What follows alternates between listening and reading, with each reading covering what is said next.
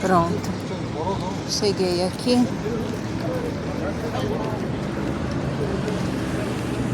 Tem umas coisas interessantes. Aqui tem um QR Code, deve explicar um pouco as informações sobre cada uma dessas coisas. Depois eu vou abrir. É bem bonito mesmo. O rei Sejong foi o que inventou a escrita coreana, porque antes os coreanos, a maioria deles não sabia ler ou escrever. Isso muitos anos atrás, né? Hoje a Coreia é uma potência em termos de educação. Aí esse rei Sejong decidiu simplificar a escrita e popularizar. Então é bem fácil de aprender como se lê, porque tem a mesma lógica do português. Você junta letrinhas, as letrinhas formam sílabas, as sílabas formam sons, formam palavras, né? E você lê pelo som delas. Não tem aquela dificuldade da escrita chinesa, que tem um monte de caracteres para você saber. Dizem que você tem que saber mais de 35 mil para ser uma pessoa culta na China, né? Aí é complicado saber esse tanto de caracteres, um para cada palavra. Aí ele realmente revolucionou o acesso à cultura aqui na Coreia. Gente, eu tenho que dizer, eu estou muito encantada com a hospitalidade, com a simpatia, com o acolhimento, tudo do povo coreano. Eu realmente não esperava ser tão recebida como eu estou sendo em todos os lugares. Eles têm me ajudado, são gentis, atenciosos. Muito, muito, muito, muito bom eu ter começado a me interessar pela cultura coreana, porque isso tem me aberto a mente para vários novos aprendizados. Começou na época da pandemia, minhas filhas, no caso minha filha mais velha, falando, eu estava isolada numa cidade, elas estavam em outra. Ela ficou falando para eu me distrair, porque devia assistir Naruto, veja só. E eu falava, mas Yolanda, Naruto é desenho para menino de 11, 12 anos. Ela falou, não, mãe, vai ver, você vai gostar. Aí eu gostei porque a forma de contar a história, a velocidade de contar a história, a forma como as coisas vão acontecendo, me deixaram muito imersa. Aí eu assisti assim, maratonei Naruto, pulei todos os fillers, mas é estranho, né? A mulher lá com mais de 50 anos de idade, mestrado, doutorado, 2 graduações, vendo Naruto. Mas, gente, eu me entrego no mundo da fantasia muito facilmente. Eu acho que se a gente leva a vida só na questão dura, árida, muito lógica, racional, de que você cresceu, então você não pode mais fantasiar, eu acho isso uma grande bobagem. Porque todo mundo lembra que era feliz na infância, quando não tinha que pensar em conta para pagar, pensar em atualizar dados em registros burocráticos, em cuidar de coisas práticas como arrumar a torneira quando ela quebra. Não, criança brinca, criança pula corda, criança fantasia pra caramba. E a gente perde isso e acha normal. Eu não acho normal, não. Aí do Naruto eu fui para outros animes. Fui para One Piece, Gente, é maravilhoso. Mais de 1000 episódios, já maratonei, já tô agora só esperando o último arco para maratonar de novo. Eu vi até o arco de Wano, daí eu parei um pouquinho. Aí foi Jujutsu Kaisen, Hunter x Hunter, vários. Aí a Crunchyroll, eu via muito, comecei a ver um dorama no Netflix, também sugerido pelas minhas filhas, que foi o Itaewon Class. Aí a Netflix descobriu que eu gostava disso, sugeriu outro, aí sugeriu outro, aí sugeriu outro. Quando eu vi, cada um que sugeria, eu assistia e maratonava, né? Aí o próximo passo na minha saga dorameira foi assinar aquele canal de produções asiáticas chamado Viki. E eu não parei, né? Olha o palácio que eu visitei no primeiro dia que eu cheguei aqui, no segundo, na verdade, né? Mas é bonito ver a chegada dele aqui. Quando eu vim da outra vez, eu vim pela lateral, eu perdi essa vista imponente que tem. Eu vou voltar, porque eu já fui pra lá no primeiro dia. Pois é, daí depois que eu comecei a maratonar várias séries, aí minha filha caçula começou: mãe, você tem que ouvir BTS. Eu falava: nossa, aquelas músicas coreanas todas sintetizadas, a música brasileira é tão rica, não quero. Mãe, ouve, você vai gostar. Aí depois de um tanto que ela ficou me enchendo a paciência, eu falei: tá bom, vou dar uma chance. E não é que eu gostei, gente, eu gostei não só das músicas, mas me deixou fascinada o modo como os meninos têm um relacionamento respeitoso e brincalhão entre si, como eles dão muito duro, trabalham pra caramba e fazem músicas que falam com as pessoas. Não fazem músicas vazias. Hoje em dia, até no Brasil, esse monte de música que tem assim: eu sou corno, você me traiu, não sei o que. Porra, que musiquinha pobre que a gente tá produzindo hoje, né? E aí eu me encantei também por isso. E aí nesse processo de imersão da cultura, eu comecei a ficar interessada pela língua. Então, eu entrei numa plataforma que chama Preply, na verdade Preply que eles falam, mas é preply.com.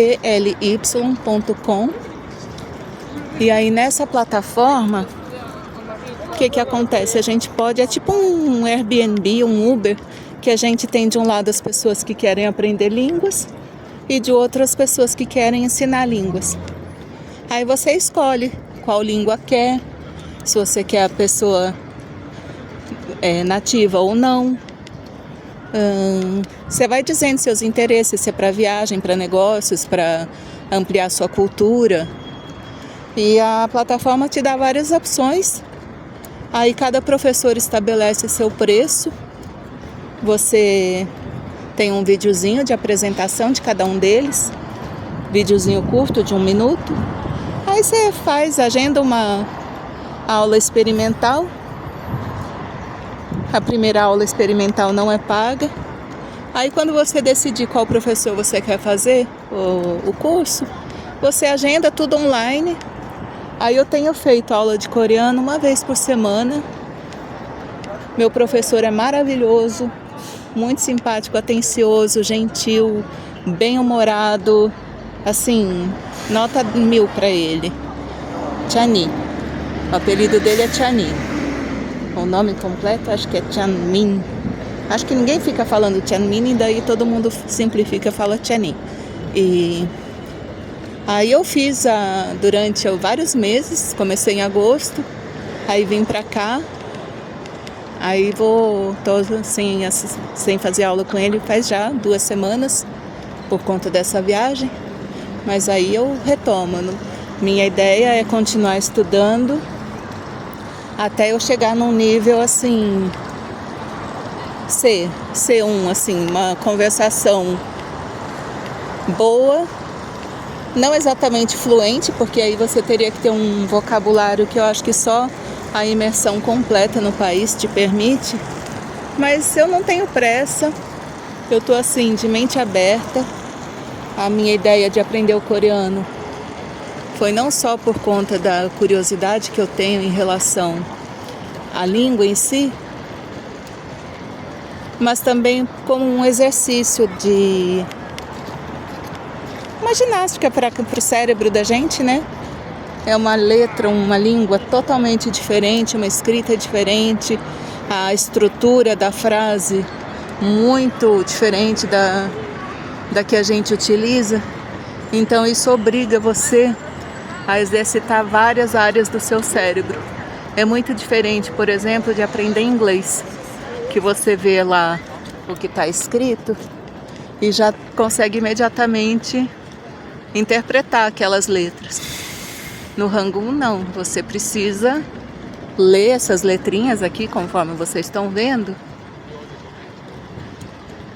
e não tentar traduzir essa letra. Eu acho horrível essa coisa de tentar fazer a romanização, de tentar transformar esse som deles num som que seria o nosso. Acho perda de tempo. Aí a gente tem que ler isso daí, o cérebro tem que identificar essas letrinhas e aquilo fazer algum sentido, né? Então é um ótimo exercício, acho que para a cabeça da gente não ficar parada. Dizem que demência acontece também por conta de preguiça mental, e em tempos de inteligência artificial, de aplicativos, tudo que facilita a nossa vida, que a gente não tem que pensar em mais nada, justamente a gente não pensa em mais nada e o cérebro fica lá acomodado, igual uma pessoa sedentária que não anda, aí quando tenta levantar o joelho estoura, sabe? Eu acho que o cérebro da gente faz a mesma coisa, então é bom a gente prestar atenção no mundo ao nosso redor. Não acho que a gente tem que ser saudosista do passado, do tipo, quando eu era jovem eu abria um mapa, atlas, observava o caminho das ruas, aí colocava aquele mapa mentalmente na minha cabeça e saía seguindo aquela direção. Não acho que a gente tem que voltar ao passado.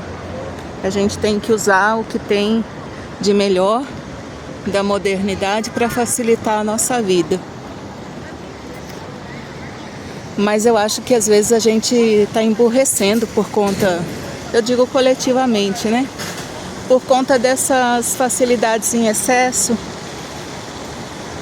E a facilidade não é o problema. Quem não gosta de facilidade, né?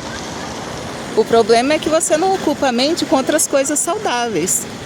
Eu acho que as pessoas precisam ter um pouquinho de direcionamento para aquilo que faz bem, que eleva a alma, que eleva o espírito, que engrandece a pessoa enquanto ser humano, enquanto indivíduo e que engrandece a sociedade. Nós somos seres coletivos, sentimos isso na pandemia fortemente. Quem não ficou chateado de ficar isolado ou quem não pôde ficar isolado, assim, a gente sente a distância do outro, né? Quem nunca sentiu saudade de ninguém? A gente precisa do outro pra gente, não para nos completar, que eu acho que somos já seres completos, mas a gente precisa do outro também para nos relacionarmos, né? Eu acho que é simples, quando a gente toma cerveja a 2, ou a 3, ou a 4, é muito mais gostoso do que tomar cerveja sozinho. Simples assim. Não tem que fazer grandes elucubrações mentais, grandes filosofias. Eu acho que a gente precisa se reconectar conosco, com o outro, com o mundo e aproveitar essa inteligência artificial, essas novas mídias, essas novas tecnologias que facilitam a nossa vida, para sobrar mais tempo para a gente fazer coisas que nos divertem. Se antes eu gastava um tempão abrindo um mapa do Atlas, hoje eu ponho aqui um aplicativo do Naver Maps, me localizo muito mais rápido. Aí o tempo que sobra eu posso ler um livro, Posso fazer um passatempo, posso escrever uma história, posso assistir um filme. Acho que é bom a gente ter qualidade de vida no tempo que a gente tem. Basicamente a vida é tempo, né? Entre a gente nascer e a gente morrer, existe o que a gente chama de vida.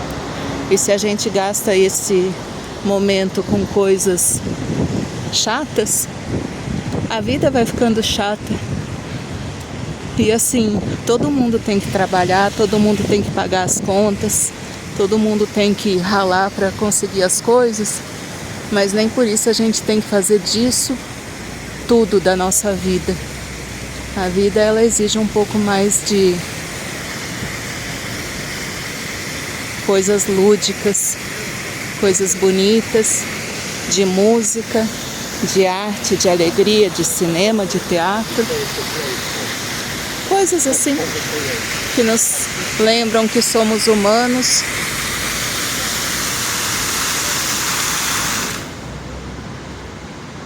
Eu gostei muito, muito, muito, muito desse local.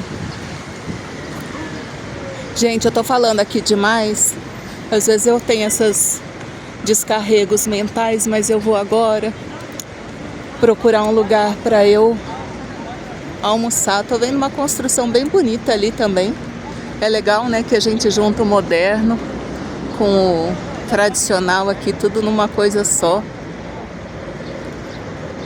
Aí os idols todos que aparecem nas mídias, nos outdoors, que também é acho que isso merece uma publicação só específica deles, mas eu não tenho elemento suficiente para falar.